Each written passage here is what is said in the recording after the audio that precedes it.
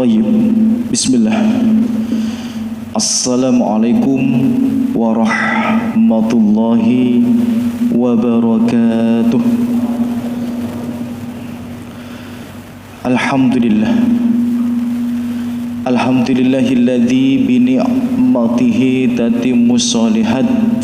Segala puji hanya pantas kita panjatkan kepada Allah Jalla Jalaluh atas semua limpahan rahmat dan nikmat yang Allah berikan. Yang karena rahmat Allah, semua kebaikan-kebaikan itu bisa hadir dalam hidup kita, dan semua nikmat-nikmat itu juga bisa memperindah setiap langkah hidup kita, dan itu semua atas kebaikan Allah. Maka jangan bosan untuk memperbanyak pujian dan syukur pada Allah Jalla Jalaluh. Tidak lupa kami juga mengajak agar kita memperbanyak sholawat kita kepada Nabi besar kita Muhammad sallallahu alaihi wasallam, manusia yang paling mulia yang akan membukakan pintu surga untuk seluruh manusia. Manusia yang paling mulia yang memohon kepada Allah di hari kiamat untuk kebaikan kita di saat tidak ada satupun manusia mengingat kita.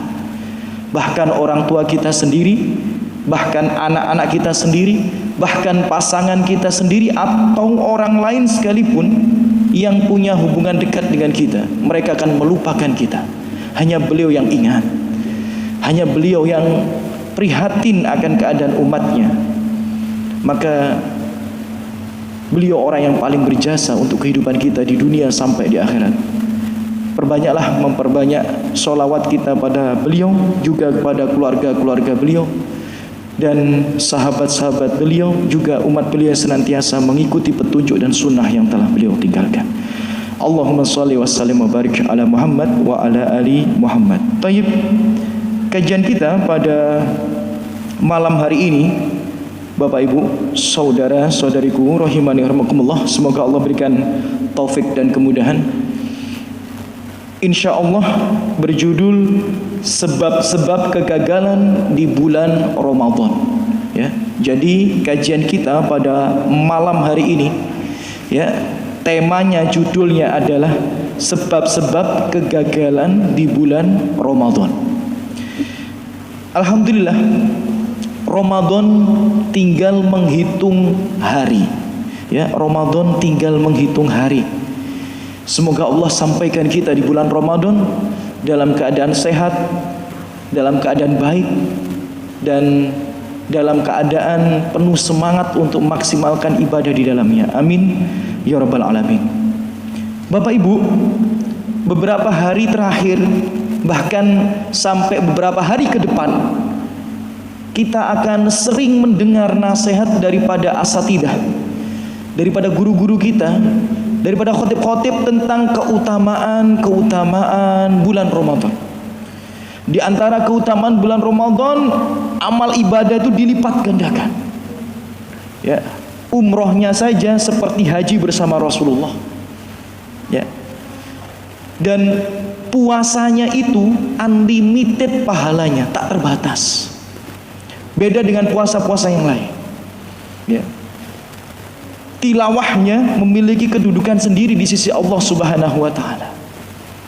Apalagi malam Lailatul Qadarnya yang lebih baik daripada 1000 bulan. Kita tahu keutamaan itu daripada ustadz-ustadz, guru-guru kita yang senantiasa mengingatkan hal tersebut, ya, beberapa hari sebelumnya dan beberapa hari sesudah ini insyaallah. Dan kita juga tahu keutamaan bulan Ramadan adalah bulan di mana ampunan itu dibuka selebar-lebarnya. Puasa menggugurkan dosa-dosa yang telah lalu. Sholat malam menggugurkan dosa-dosa yang telah lalu. Zakat fitrah nanti pun itu menggugurkan dosa-dosa yang telah lalu. Dan setiap amal yang kita kerjakan menggugurkan dosa-dosa yang telah lalu. Keutamaannya besar. Apalagi di malam Lailatul Qadar.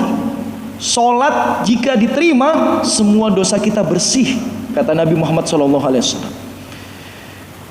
Dan kita tahu bahwa Ramadan itu adalah doa yang tidak mungkin disepelekan oleh Allah Subhanahu wa taala jika dipanjatkan. Ya, jika kita memanjatkan doa-doa kita di bulan Ramadan, itu mustajab. La turad, tidak tertolak, diperhatikan oleh Allah Subhanahu wa taala. Namun pertanyaannya, kok bisa? Ya. Bulan Ramadan yang memiliki banyak sekali keutamaan, tapi tidak sedikit orang yang gagal di dalamnya. Tidak sedikit. Maka daripada itu Rasulullah menggambarkan dengan kalimat rubba sha'imin hadduhu min siyamihi alju' wal atas. Betapa banyak orang puasa nggak dapat apa-apa daripada puasanya kecuali lapar dan dahaga. Kan gagal ini.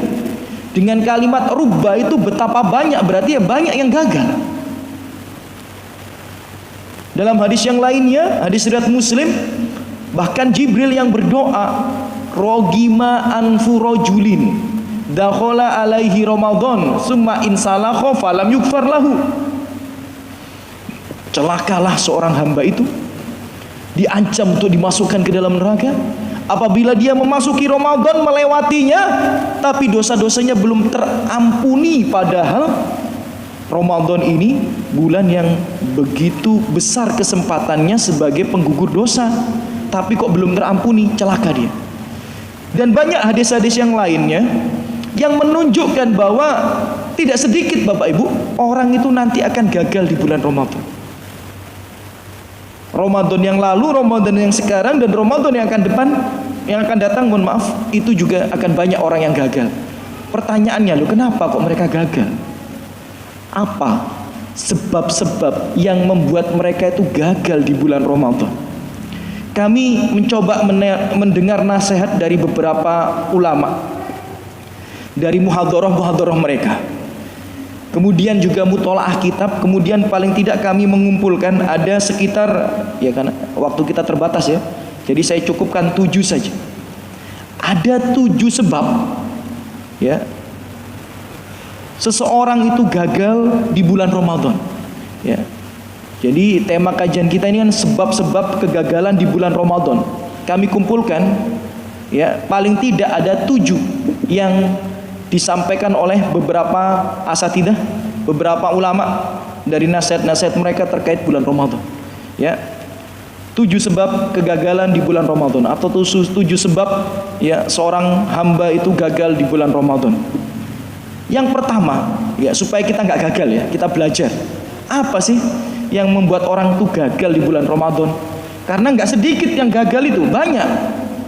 Kan eman kita sudah bekerja keras, kita sudah diberikan keistimewaan yang tidak diberikan pada umat-umat sebelum kita. Ya asal kita tahu ya, keistimewaan bulan Ramadan itu hanya ada pada umat Muhammad, tidak diberikan pada umat sebelumnya. Karena umur kita pendek, range-nya itu 60 sampai 70 tahun kurang lebih.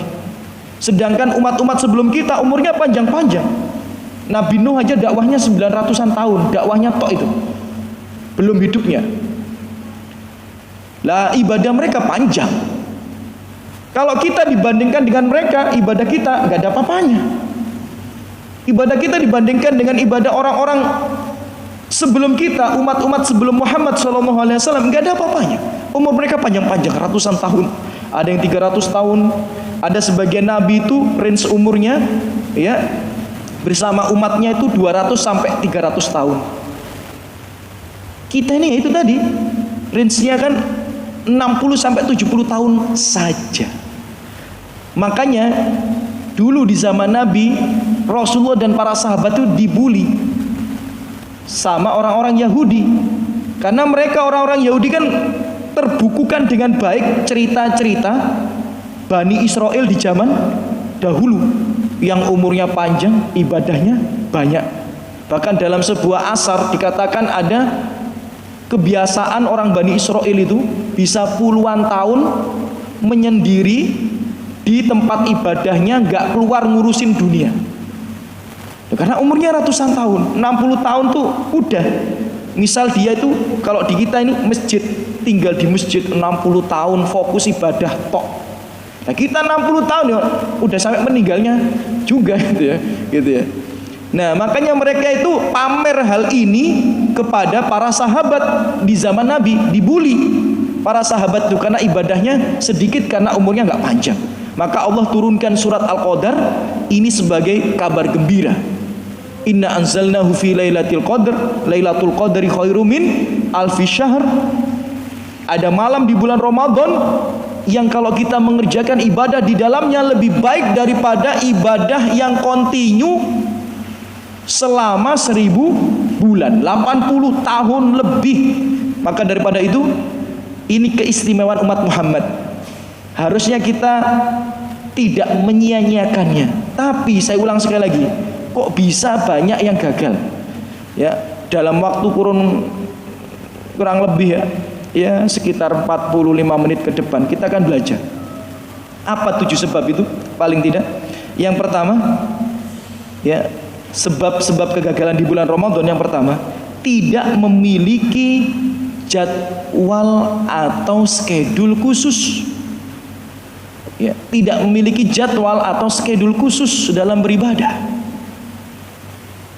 Bapak Ibu, asal kita tahu, ya, kita memang tidak bisa meniru Nabi 100% dalam ibadah. Ya nggak bisa. Ya, Nabi kalau sholat malam kakinya bengkak. Kita kalau sholat malam matanya yang bengkak, kan gitu. Ya. Nabi kalau sholat malam kan kakinya yang bengkak karena kelamaan berdiri. Ya. Kita sholat malam matanya yang bengkak karena masih ngantuk, kan gitu. Jadi niru Nabi itu susah memang. Ya, maka para sahabat pun berupaya meniru Nabi semaksimal mungkin walaupun tidak persis. Di antara cara para sahabat dan salafus soleh meniru Nabi di bulan Ramadan adalah memiliki jadwal khusus dalam ibadah. Serius. Ya, kita tidak boleh hanya menyampaikan argumen tanpa dalil. Karena kalau nggak ada dalilnya, setiap orang bisa ngomong sesukanya. Saya berikan dalil bahwa Nabi itu punya schedule khusus di bulan Ramadan. Hadisnya riwayat Bukhari, nggak abal-abal berarti kan?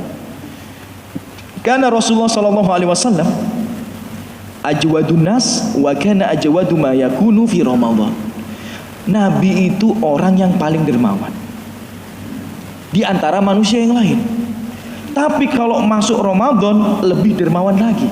Bahkan dalam riwayat yang lain seperti angin yang berhembus. Jadi Nabi itu dermawan. Di luar Ramadan saja dalam sebuah hadis dikatakan Nabi itu pernah didatangi sahabat yang habis keluar negeri. Loh kok gitu? Dan iya, orang Mekah itu, orang Madinah itu, kerjaannya mereka itu seperti di surat Al-Quraisy itu. Mereka bawa barang dagangan dari kotanya, kemudian dibawa ke luar negeri dijual. Laku, kemudian bawa barang dagangan di luar negeri dijual lagi ke kampung halamannya. Itu kebiasaan orang Arab zaman dulu. Ya, di zaman Nabi itu kayak gitu. Ya, Abu Sofyan itu paling unggul dalam hal itu. Khadijah dan sebagainya. Jadi mereka itu membawa barang dagangannya ke luar negeri dijual. Ya, misal kalau kita ini orang Indonesia, ya, bawa barang dagangan Indonesia ke Singapura, ke Australia misal. Nanti kalau sudah dibeli barang kita yang di Indonesia itu oleh orang-orang Australia, karena mereka nggak ada barangnya di Australia, adanya cuma di Indonesia, maka uangnya kita ambil kulakan barang di Australia yang nggak ada di Indonesia. Pulang bawa barang, bawa uang, dijual lagi, dan terus itu. Nah, itu kebiasaan orang Arab terdahulu yang ada di surat Al-Quraisy. Nanti bisa dibaca. Nah, Nabi itu pernah dikasih baju dari luar negeri, bahasa kita ya, dari luar kota gitu ya, yang nggak ada di daerahnya waktu itu, dipakai. Kemudian ada salah satu sahabat mandengi terus, saking api, api. Ya. Kemudian sama Nabi dilihatin terus, ditanya, kamu mau Mau ya Rasulullah. Dilepas, dikasihkan. Padahal baru ini. Coba kita ya. Ya, teman kita, keluarga kita habis umroh. Pulang-pulang antum dikasih gamis. Harganya 800.000. Kemudian ada teman antum ngelihatin terus karena gamis antum bagus. Kira-kira apa yang antum bilang? Mau tah kayak Nabi? Atau antum bilang bagus tah? Ya mesti ae larang loh. Ya mesti ae larang. Apik tah? Ya mesti ae wong tukune nang Mekah kan ya. Nah, jadi kita ini beda dengan Nabi, itu beda. Kemudian kelanjutannya adalah hina yalqahu Jibril wa kana Jibril yalqahu fi kulli lailatin min syahri Ramadan fayudarisuhu al-Qur'an. Apa kelanjutan dari situ? Nabi di luar bulan Ramadan itu sudah sangat dermawan, tapi kalau masuk bulan Ramadan lebih dermawan lagi. Dan setiap hari di bulan Ramadan Nabi itu ditemui Jibril di malam harinya. Kemudian setiap malam Nabi itu belajar Al-Quran dengan Jibril. Belajar Al-Quran ini bagaimana? Kata para ulama, maksudnya adalah memurojaah hafalannya. Ya, memurojaah hafalannya. Kemudian menjelaskan mana yang nasikh, mana yang mansukh. Ya, hukum itu kan dari nasikh dan mansukh gitu. Dan itu sepanjang malam selama bulan Ramadan. Jadi Nabi aja ada skedulnya belajar Al-Quran itu. Jadi Nabi mengkhususkan diri sibuk dengan Al-Quran di malam hari karena didatangi Jibril kemudian memurojaahnya. Jadi Nabi itu punya skedul, punya jadwal ibadah. Kita kalau nggak dibuat skedul pasti berantakan. Siapa kita? Nabi aja ada jadwalnya. Kok kita malah nggak bikin jadwal? Nah, itu kan Nabi tadi. Kan kita bukan Nabi. Toyib. Kita ikuti para sahabat. Kita ikuti para salafus soleh. Ya, misal dalam sebuah riwayat dikatakan Aisyah kalau masuk bulan Ramadan itu setiap selesai sholat subuh tidak pernah menutup mushafnya. Gak pernah nutup mushafnya. Sampai kapan? Sampai matahari terbit, kemudian beliau beristirahat sejenak. Aisyah saja menjadwalkan dirinya untuk ibadah. Oh, kayaknya aku ini kalau sama Al-Quran enaknya bismillah ba'da subuh sampai matahari terbit. Aisyah aja ada skedulnya. Sofyan As-Sauri aja ada skedulnya. Imam Az-Zuhri saja ada skedulnya. Imam Malik saja merubah skedulnya di bulan Ramadan daripada skedul yang ada di luar Ramadan. Jadi memang harus beda. Imam Malik itu kan terkenal dengan julukan Imam Ahli Hadis atau Imam Hadis, karena banyak sekali riwayat yang beliau hafal dan beliau sangat paham terhadap hadis-hadis Nabi Muhammad SAW. Imam Malik itu kalau buka kajian, Pak Bu, niku sampai belakang niku loh, panjangnya itu sampai sejauh mata memandang. Ini istilah ya, istilah dari sejarah niku. Nek buka ilmu pembelajaran hadis itu yang hadir tuh bisa sejauh mata memandang. Ya istilah. Apakah benar-benar sejauh mata memandang? Ya Allah alam, kan kadang-kadang kan istilah ya. Ya istilah ya, sejauh mata memandang. Maksudnya apa? Banyak yang hadir. Tapi masuk bulan Ramadan ya, beliau menutup majelisnya, menyibukkan dirinya dengan Al-Quran, dan ya sesekali mengajar Al-Quran, bukan hadis. Jadi diubah skedulnya. Jadi kalau orang sekelas Imam Malik rahimahullah taala, Sufyan As-Tsauri, Aisyah, Ali, Utsman, mereka aja membuat skedul. Kalau saya baca semua riwayatnya nggak cukup waktunya. Mereka aja membuat skedul jadwal yang berbeda antara bulan Ramadan dengan bulan yang lain. Lah siapa kita? Wis sak mlaku-mlakune tat yo gak mlaku. Harus sampean buat skedul. Ya, karena schedule itu membuat kita lebih mudah istiqomah.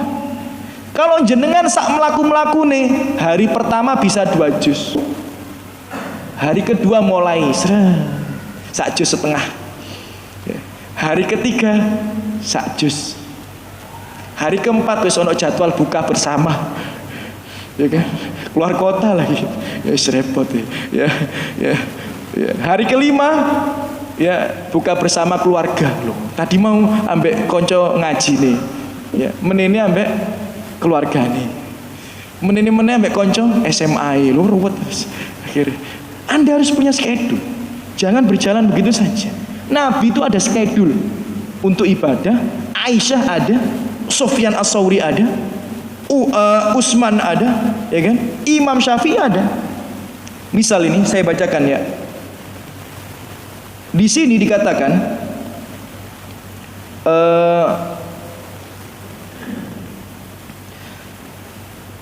Imam Qatadah itu ahli Quran dan ahli hadis. Beliau itu keseharian di luar Ramadan itu menghatamkan Al-Quran sepekan sekali. Ya, itu Imam Qatadah. Tapi masuk bulan Ramadan beliau ubah. Jadi 3 hari sekali. Imam Syafi'i ya 60 kali khatam 1 bulan. Kita 60 apa ya? Ya. Tapi apa pelajaran bisa kita ambil?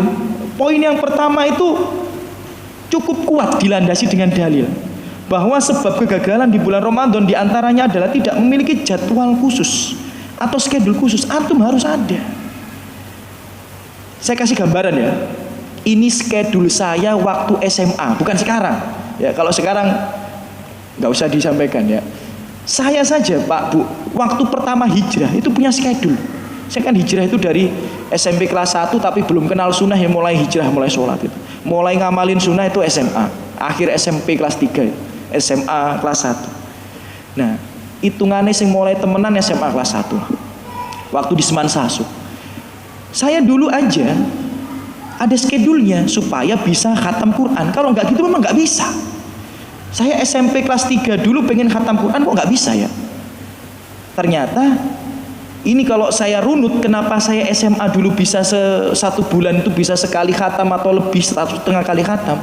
Ternyata tak pikir-pikir dulu saya itu ada schedule-nya secara sengaja atau tidak sengaja.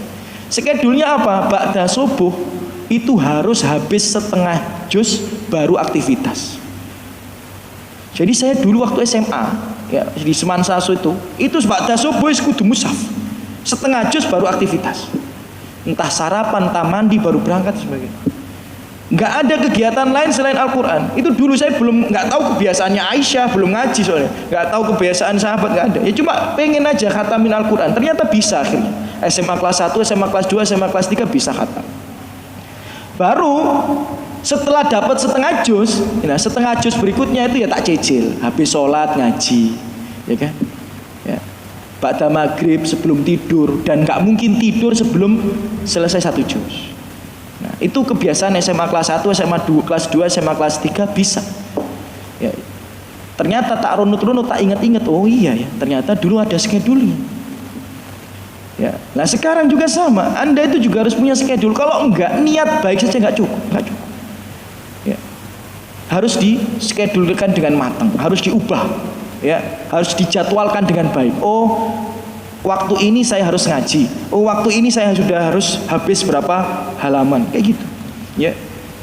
Itu yang pertama kata para ulama. Ya, tidak memiliki jadwal atau schedule khusus dalam beribadah. Harus ada. Ya, harus ada. Yang nomor 2, Ya, sebab kegagalan di bulan Ramadan. Kenapa kok ada orang gagal di bulan Ramadan? Ya, yang nomor dua, alasan yang kedua atau sebab yang kedua adalah tidak membekali Ramadan dengan ilmu. Jadi kalau kita memasuki bulan Ramadan dengan niat baik, tok gak cukup, harus dengan ilmu. Ya, harus dengan apa? Ilmu. Kalau nggak dengan ilmu, ya bisa jadi Ramadan kita ini akan tidak berarti di sisi Allah Subhanahu wa taala. Sebagaimana perkataan Ibnu Mas'ud radhiyallahu anhu, wa kam min muridin lil khairi lan yusibah. Artinya apa? Betapa banyak orang yang mengharapkan kebaikan, mengusahakan kebaikan, tapi nggak dapat kebaikan. Wah, ini perkataan yang indah sekali buat nasihat setiap orang yang menginginkan kebaikan hadir dalam hidupnya. Kata Ibnu Mas'ud, saya ulang sekali lagi, betapa banyak orang mengharapkan kebaikan, mengusahakan kebaikan, tapi tidak mendapatkan kebaikan. Jadi niatnya tok api.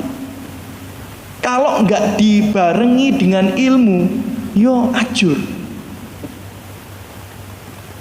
Ya kayak misal Anda umroh lah misal. Ini analogi aja.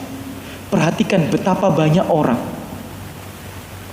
menghabiskan hartanya, menghabiskan waktunya, menghabiskan tenaganya, tapi umrohnya nilainya ya, mohon maaf ya, ya pasti tidak begitu istimewa di sisi Allah.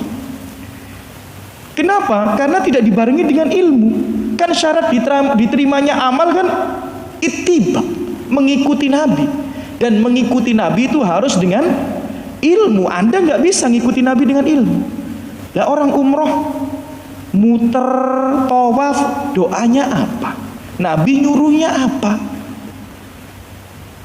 Orang sa'i doanya apa? Nabi nyuruhnya apa? Ya kan? Nabi memberikan larangan-larangannya apa? Mereka terobos saja. Betapa banyak orang umroh yang turunnya di Jeddah, ngambil mikotnya di bandara, nggak di pesawat, ya kan? Kemudian berapa banyak orang sudah ngambil mikot tapi masih pakai kaos kaki, masih pakai sepatu yang laki-laki. Nanti di hotel mandi handukan. Loh, ini merusak ibadah umroh. Kan orang kalau jatuh pada pelanggaran-pelanggaran ibadah umroh ya rusak ibadah umroh. Bisa jadi nggak ada pahalanya, bahkan bisa jadi batal umroh.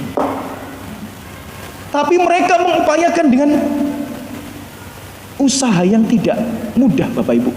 Uangnya puluhan juta, tenaganya, waktunya, bahkan sampai sana gosok-gosok makom Ibrahim loh. Maksudnya apa? Mengharapkan keberkahan. Sampai sana bahkan nggak sedikit yang ngambil tanah dari sana dibawa pulang.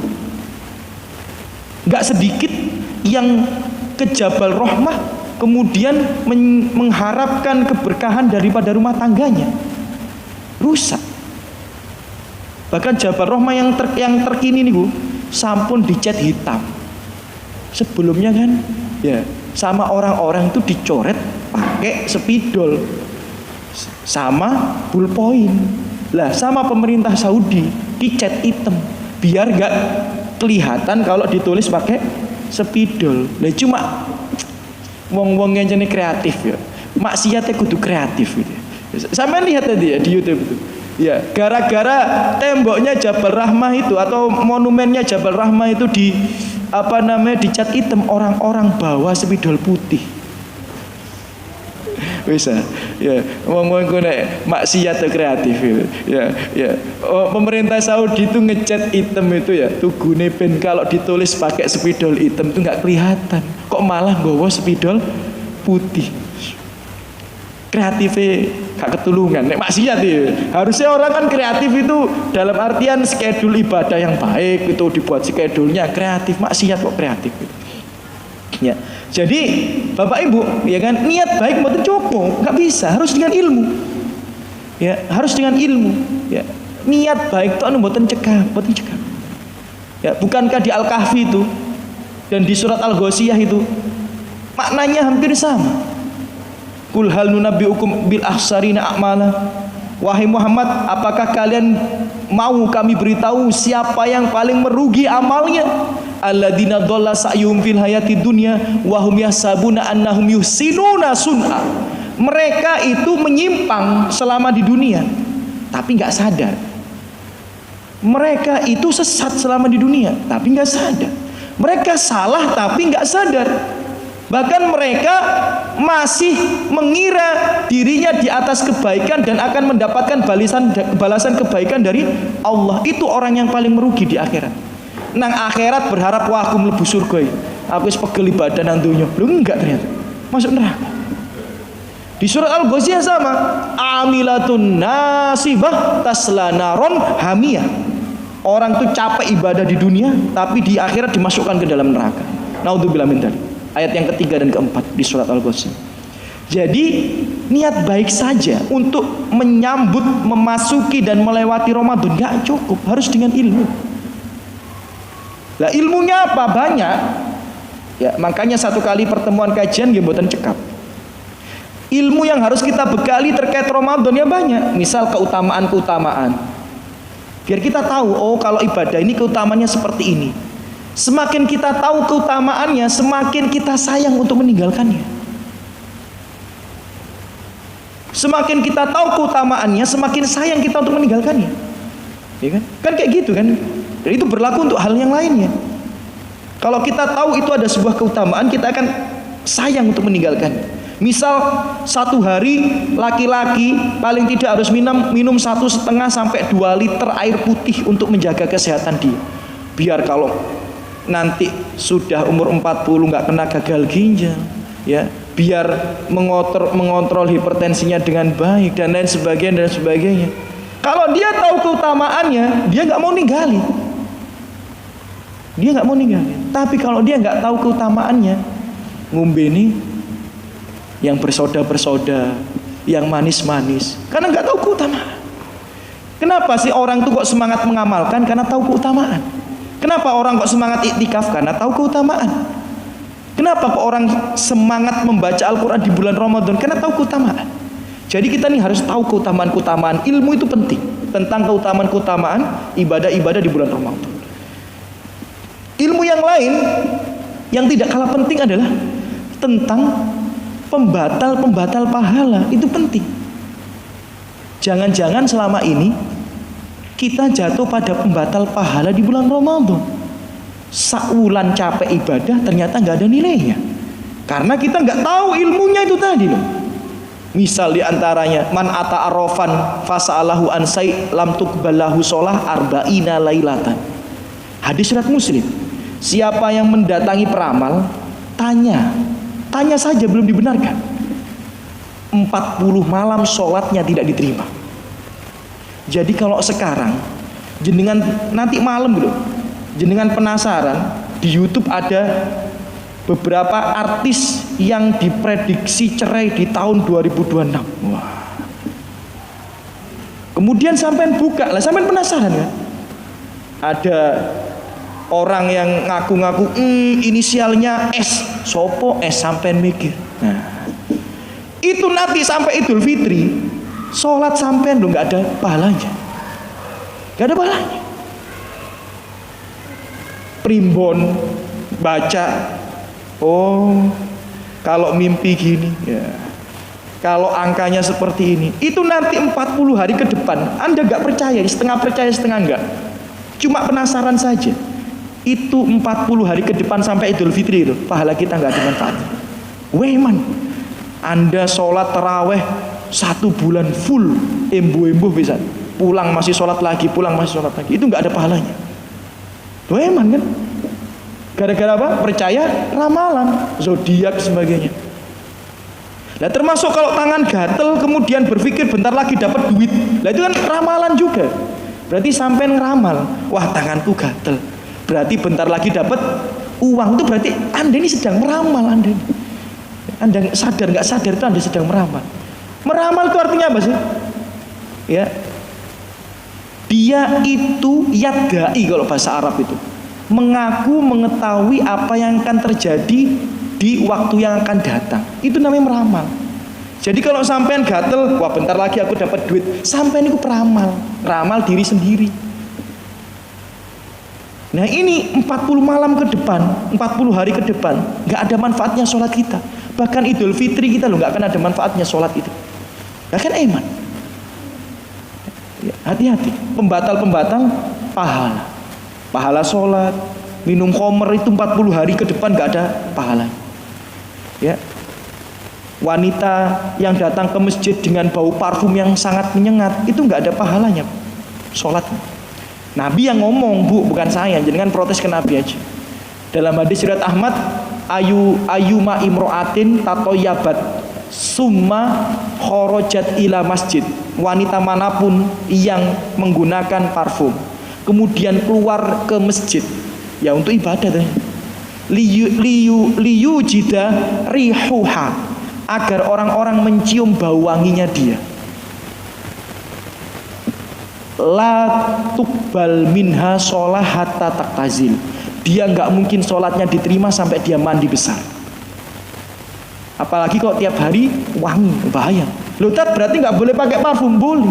Istri saya juga pakai parfum, tapi pakai parfum yang wanginya hanya untuk menghilangkan bau. Atau kalau jenengan cipika-cipiki sama temennya baru kecium. Kalau lewat sampai kecium, nah ini bahaya.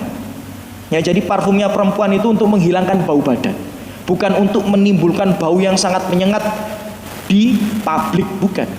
Anda boleh nggak pakai parfum yang sangat keren wanginya, boleh di rumah untuk suami, bukan untuk suami orang. Ya, ya itu nanti sholatnya nggak diterima. Capek-capek jenengan 30 hari atau 29 hari ke masjid taraweh, itu loh nggak ada pahalanya. Kenapa? Karena nggak tahu ilmunya tadi. Makanya belajar. Pembatal-pembatal pahala. Itu baru pahala sholat ya, belum pahala puasa, belum pahala daripada doa dan sebagainya. Jadi penting untuk belajar. Jadi belajar keutamaan ibadah, belajar pembatal-pembatal pahala, kemudian belajar tentang darah wanita, penting. Kadang-kadang kan wanita ini nggak paham terkait darah wanita, akhirnya salah menentukan kapan dia wajib berpuasa, kapan dia dibolehkan membatalkan puasanya, akhirnya salah. Ya, keluar flek sudah batalin puasa, salah. Batal puasa itu keluar darah, bukan keluar flek. Hadis riwayat Abu Dawud. Nah, ini sering saya sampaikan ke ibu-ibu. Tapi betapa banyak wanita di luar sana baru keluar flek saja sudah dibatalin puasanya. Dosa besar. Atau sudah keputihan tapi masih nggak puasa, ya dosa besar. Wanita itu kalau sudah jalan haidnya 5 hari 6 hari keputihan, dia sudah suci. Walaupun masih ada flek dikit-dikit, suci dia. Wajib mandi, wajib sholat, wajib puasa. Nah kalau nggak paham tentang ilmu darah wanita ini, ya bisa gagal Ramadannya. Jadi bekali Ramadan kita dengan ilmu. Di antaranya ilmu tentang keutamaan, ilmu tentang pembatal pahala, ilmu tentang darah haid. Contoh misal, yang paling umum di masyarakat kita, supaya jenengan nanti di bulan Ramadan, bukan di sini dibahas ya, ya mungkin di majelis-majelis yang lain, supaya jenengan nanti di bulan Ramadan semangat untuk menuntut ilmu agar Ramadan kita nggak gagal. Contoh saja, anak kita kebanyakan diwajibkan zakat di sekolahnya masing-masing. Tapi sekolah itu kan liburnya 2 minggu sebelum Idul Fitri atau 10 hari sebelum Idul Fitri. Gara-gara liburnya masih jauh dari Idul Fitri, kan nggak mungkin mereka bagi-bagi zakat malam takbiran. Akhirnya dibagi zakat fitrahnya seminggu sebelum Idul Fitri. Lah ini sebagian besar ulama mengatakan zakatnya nggak sah, boten sah. Mana dalilnya? Nggak ada. Zakat itu yang paling utama adalah dimulai dari malam 1 Syawal sampai khotib sholat. Ya, khotib Idul Fitri itu atau imam Idul Fitri itu takbiratul ihram Allahu Akbar, maka sudah tidak boleh zakat, nggak sah zakat. Yang paling utama itu dari maghrib nanti takbiran sampai imam takbiratul ihram, itu waktu paling utama. Kalau tidak bisa, kata Ibnu Umar, yang biasa dilakukan oleh para sahabat adalah yaumain au salasati ayam, 2 atau 3 hari sebelum hari raya. Wes itu tok dalile, gak ada yang lain. Tapi sekolah-sekolah niku seminggu 10 hari sebelum Idul Fitri wes bagi-bagi zakat. Nah ini sebagian besar ulama mengatakan gak sah, boten sah. Kayak jenengan sholat isya sekarang, nggih boten sah. Jenengan sholat subuh, nanti setelah sholat isya jenengan sholat subuh, sah nomor mboten? Ya enggak, kan ada waktu tertentu, nggak bisa kan? Nah ini pentingnya ilmu, niat baik aja nggak cukup. Pertanyaannya, guru-guru di sekolahannya anak kita ini baik apa tidak? Ya baik lah, niatnya kan baik, ngumpulin zakat, bagi-bagi zakat ke orang-orang miskin di sekitar sekolah, supaya sekolahnya ini punya image baik, berbagi, loh itu baik. Cuma baik saja nggak cukup, harus dengan ilmu. Benar kata Ibnu Mas'ud, betapa banyak orang tuh niatnya baik, harapannya baik, usahanya apik, tapi nggak dapat kebaikan. Karena apa? Nggak ada ilmunya. Jadi penting ilmu itu. Ya, makanya di waktu Ramadan ini bukan hanya kita semangat untuk ibadah, tapi harus semangat menuntut ilmu. Nah itu faktual itu, sampai lihat di sekolah-sekolah nih, sampun bagi-bagi zakat seminggu saat durungnya hari raya, enggak sah nih. Coba keluarkan imam siapa yang bilang sah? Ya, enggak ada. Ya, atau sedikit yang mengatakan. Ya, jadi ini penting ya. Yang nomor 2, ya, tidak membakali Ramadan dengan ilmu. Jadi sebab kedua orang tuh gagal di bulan Ramadan ya karena tidak membekali Ramadannya dengan ilmu. Kalau pengen nggak gagal, pengen berhasil, ya berilmu, belajar. Ya nanti di sela-sela bulan Ramadan selain kita isi dengan ibadah, kita isi dengan ilmu, majelis ilmu. Nomor 3, sebab-sebab kegagalan di bulan Ramadan.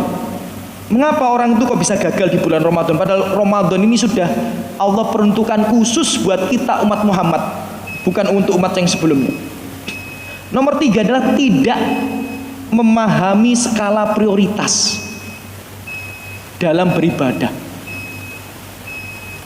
Ini remuk-remuk sampai kalau nggak paham skala prioritas.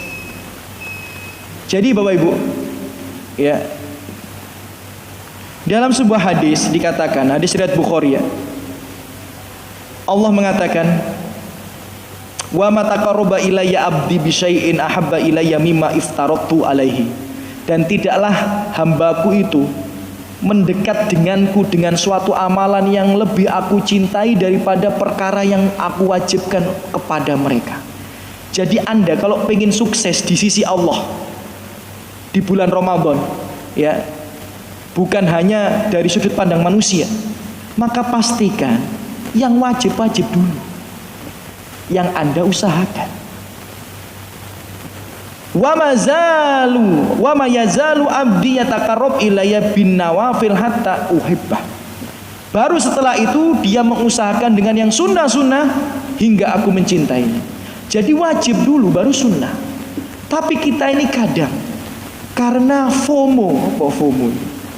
Ya, ikut-ikutan, ya, magribe asal-asalan, tapi terawih semangat. Nah ini repot. Duhurnya sakderenge asar, asarnya sakderenge maghrib, gitu ya. Tapi terawih semangat, ya, datang duluan, soft awal. Nah ini keliru sampean. Bukan berarti saya mengkerdilkan sholat terawih boten. Sholat terawih itu bagus, tapi mulai dari yang wajib dulu. Yang wajib dulu baru yang sunnah. Kita ini kadang ada yang nggak sholat duhur, ada yang nggak sholat asar, tapi sholat tarawihnya nopo. Dan jangan pernah mengkerdikan orang-orang di luar sana yang kalau habis sholat isya mereka kerja. Banyak orang di luar sana habis sholat isya mereka jualan, mereka dagang, mereka masih kerja, jangan Anda kerdilkan. Bisa jadi mereka di malam hari sholat di saat kita tidur nyenyak. Kan tarawih ini sunnah, dan tidak semua sahabat itu tarawih jamaah, enggak. Bahkan Nabi tidak tarawih berjamaah. Bahkan sebagian ulama-ulama besar tidak rutin berjamaah.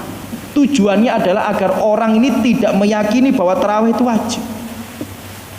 Makanya ustadz itu harusnya sesekali tidak tarawih di masjid. Loh, serius. Ini agak aneh ya argumen ini, tapi memang sudah diamalkan oleh orang-orang terdahulu. Abu Bakar itu tidak setiap tahun kurban padahal mampu. Umar itu tidak setiap tahun kurban padahal mampu. Imam Ahmad bin Hambal itu kalau hari raya tidak mengatakan taqabbalallahu minna wa minkum, padahal sahabat melakukannya. Kenapa? Karena itu bukan perkara wajib. Kalau semua mengamalkannya, nanti mindsetnya kaum muslimin beranggapan itu wajib. Makanya tokoh-tokoh dan pemuka agama kalau bisa sesekali itu meninggalkan itu. Bukan untuk menyepelekan, bukan untuk memberikan tarbiyah dan pendidikan kepada umat. Misal dia nggak terawih, tapi terawih nanti jam 2 bangun sholat dulu, jangan nggak melu terawih tapi turu terus sampai subuh sampai sahur ngeboten kan gitu. Ala kulli hal. Nah, ini harus kita percepat ya. Jadi harus memahami skala prioritas dalam ibadah. Sholat juga gitu. Sholat misal, Anda habis sholat 5 waktu, sholat duha banyak-banyak. Bukan berarti saya meremehkan sholat duha, enggak.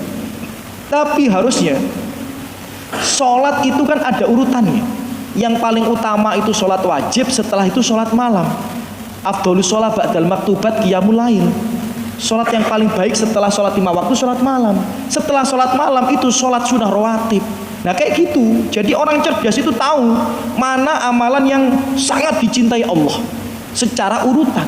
Sholat 5 waktu dulu diperhatikan, baru sholat malamnya, baru sholat sunnah rawatibnya. Nabi saja kalau sunnah rawatib itu sunnah rawatib dikodok-kodok kok.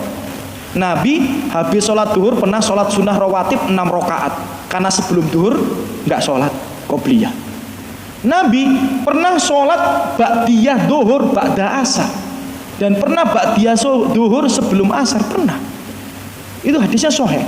Ketika ditanya sama istrinya, Nabi mengatakan, ada tamu menyibukkanku dan aku belum menunaikannya. Jadi boleh dikodok. Jadi sholat sunnah rawatib sampai dikodok. Jadi harus kita tahu skala prioritas itu. Mana yang paling utama, mana yang paling utama. Ya, misal 1 bulan penuh kita harus ibadah, tapi kan kita tahu yang paling utama itu 10 malam terakhir. Berarti jangan sampai 20 hari digas, 10 hari terakhir bensinnya habis. Itu namanya nggak tahu skala prioritas. Nomor 4, ini agak sensitif ya, tapi kami sampaikan. Tidak berani memprioritaskan akhirat daripada dunia. Kalau tadi kan antara ibadah dengan ibadah. Nah kalau yang nomor 4 ini tidak berani memprioritaskan akhirat daripada dunia. Maksudnya apa? Bapak Ibu, nggak ada manusia nggak sibuk, itu nggak ada. Ya, apalagi mereka yang ingin sukses, nggak ada.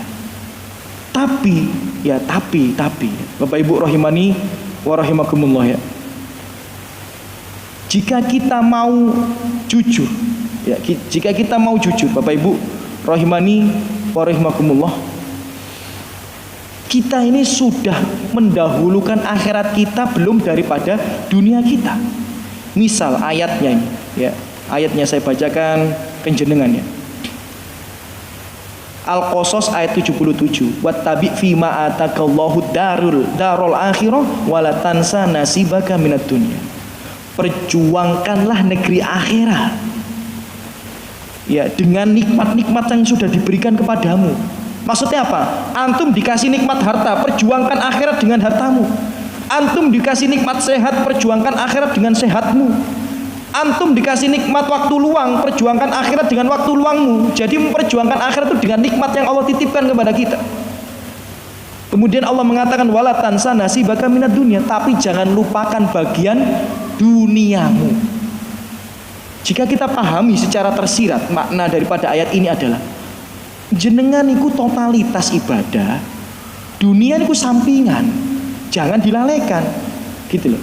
Bukan totalitas golek dunia, akhirat sampingan, ini repot. Ya. Kalau seandainya kita tidak bisa melakukannya, Harus dunia yang paling menyibukkan kita, akhirat sisa-sisa daripada kesibukan kita. Misal, paling tidak di bulan Ramadan gitu. Di luar Ramadan, apakah nggak kurang 11 bulan kita disibukkan dengan dunia?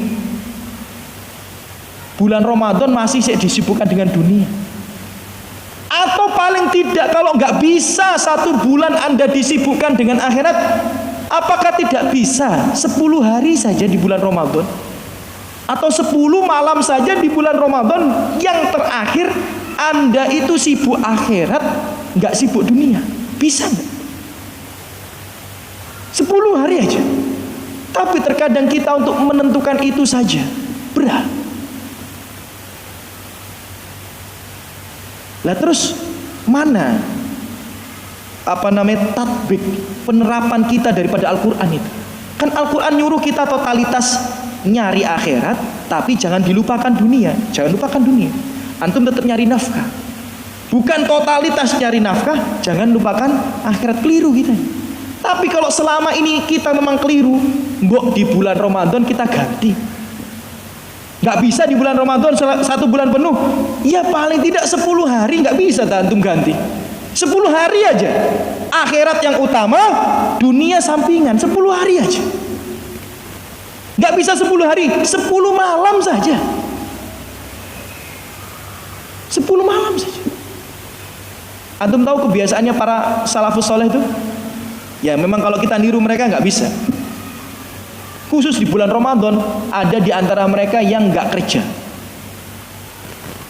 Nggak kerja, wah angel kan 1 bulan. Ya apa nggak kerja 1 bulan? Ya, ada di antara mereka 1 bulan itu nutup tokonya lebih sore. Susah, ya memang susah.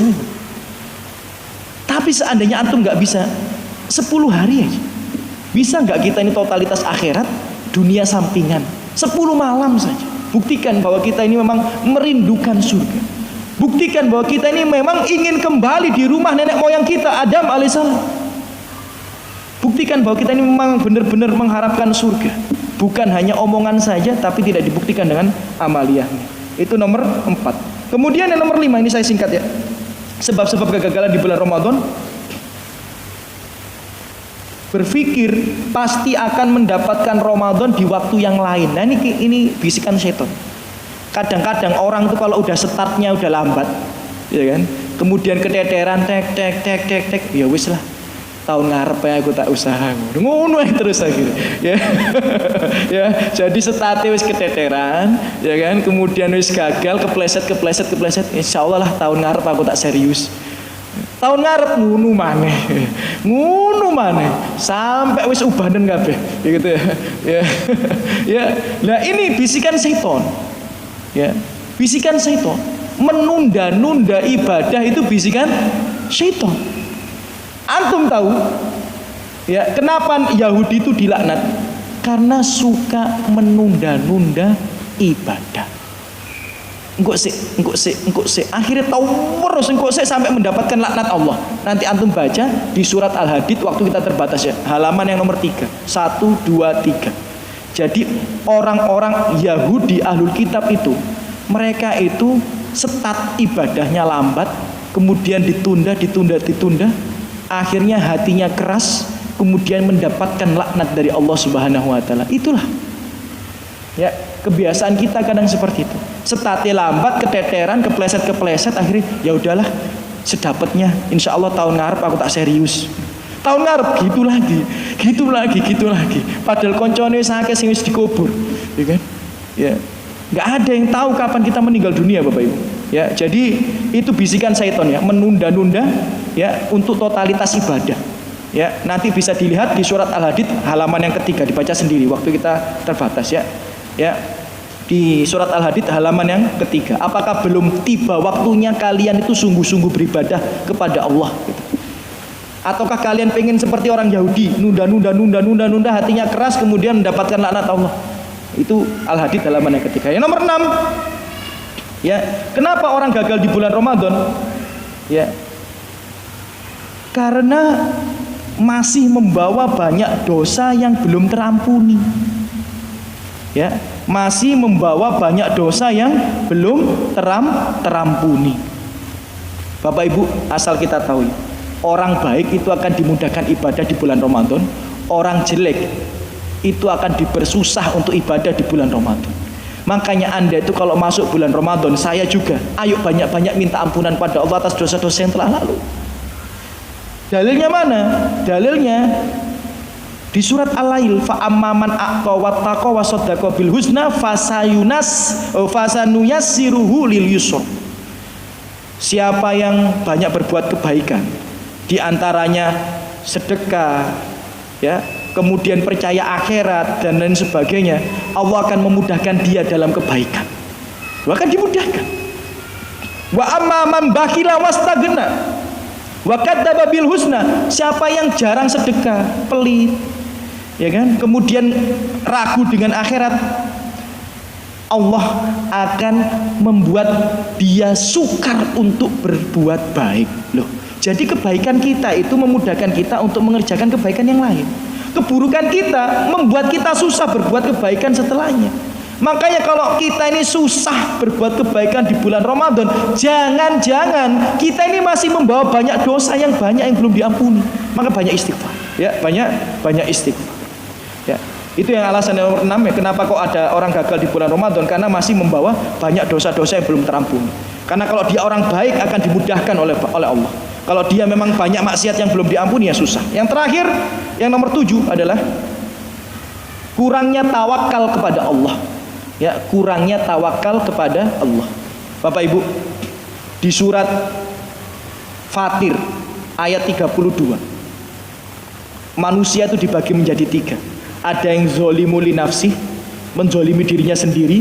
Ada yang muktasid, ya, kadang apik kadang elek. Dan ada yang sabikum bil khairat. Sabikum bil khairat itu apa? Bergegas dalam ketaatan, sregep ibadah, berlomba-lomba dalam ketakwaan. Itu sabikum bil khairat. Ada 3 golongan manusia. Dan kata para ulama, penyebutan pertama itu menunjukkan yang paling banyak. Jadi paling banyak orang muslim itu sing menzolimi dirinya sendiri. Baru setelahnya adalah orang yang pertengahan, kadang maksiat, kadang taat. Nah, ini pertengahan. Nah, yang paling sedikit itu sabiqum bil khairat, yang berlomba-lomba dalam ketaatan, berlomba-lomba dalam kebaikan, ini sedikit. Itu pun Allah mengatakan sabiqum bil khairat biidznillah, dengan izin Allah. Maksudnya apa? Kita nih nggak bisa jadi orang baik kecuali atas izin Allah. Maksud kata para ulama tawakal itu ya, yang saya baca tadi itu, yang saya dengar tadi itu ya. Ya, kurangnya tawakal itu membuat kegagalan. Karena orang tuh kalau tawakalnya tulus kepada Allah, totalitas, ya Allah aku tawakal, ya Allah aku berserah diri kepadamu untuk bisa maksimal ibadah. Aku ini orang yang lemah, aku nggak bisa maksimalkan ibadahku di bulan Ramadan kecuali Engkau yang kuatkan ya Allah. Maka Allah akan kuatkan. Wa may yatawakkal 'ala Allah fahuwa hasbuh. Siapa yang totalitas tawakal kepada Allah, Allah akan mencukupkannya. Nah, kadang itu kita ini merasa diri kita kuat, merasa diri kita rajin ngaji, merasa diri kita soleh. Nah, itu yang membuat kita kadang kepleset di bulan Ramadan, kata para ulama. Kurangnya tawakal pada Allah, ya, merasa dirinya mampu, padahal dirinya itu tidak mungkin bisa mampu dan menjadi orang yang soleh, disibukkan dengan kebaikan kecuali atas izin Allah Subhanahu wa ta'ala. Aqulu qouli hadza, apabila ada salah kata, sikap dan kurangnya itu dari saya pribadi, dan bisikan syaitan lebihnya dari taufik Allah Subhanahu wa ta'ala. Itulah 7 ya, paling tidak ya, sebab-sebab kegagalan di bulan Ramadan, ya, kita pelajari dengan baik dan kita persiapkan, ya, semoga Allah mudahkan kita untuk mensukseskan Ramadan yang akan kita hadapi pada tahun ini. Amin ya rabbal alamin. Alhamdulillah, salatu wassalamu ala rasulillah. Semoga yang hadir di sini Allah balas dengan sebaik-baiknya balasan, diangkat derajatnya, diampuni dosa-dosanya, dilimpahkan rahmat rezekinya. Yang masih memiliki hutang dimudahkan untuk melunasi hutang-hutangnya, diangkat masalah musibah penyakit yang menimpa dirinya maupun keluarganya, dan Allah berikan taufik dimudahkan kita dalam ketaatan. Allah sampaikan kita di bulan Ramadan, dan semoga Allah mudahkan kita mengisi bulan Ramadan dengan kebaikan-kebaikan. Allah berikan kita bimbingan dan hidayah sampai kita meninggal dunia dalam keadaan husnul khatimah dan dikumpulkan di surga Allah Subhanahu wa taala. Amin ya rabbal alamin. Kita tutup dengan doa kafaratul majelis. Subhanakallahumma bihamdika asyhadu an la ilaha illa anta astaghfiruka wa atubu ilaik. Assalamualaikum warahmatullahi wabarakatuh.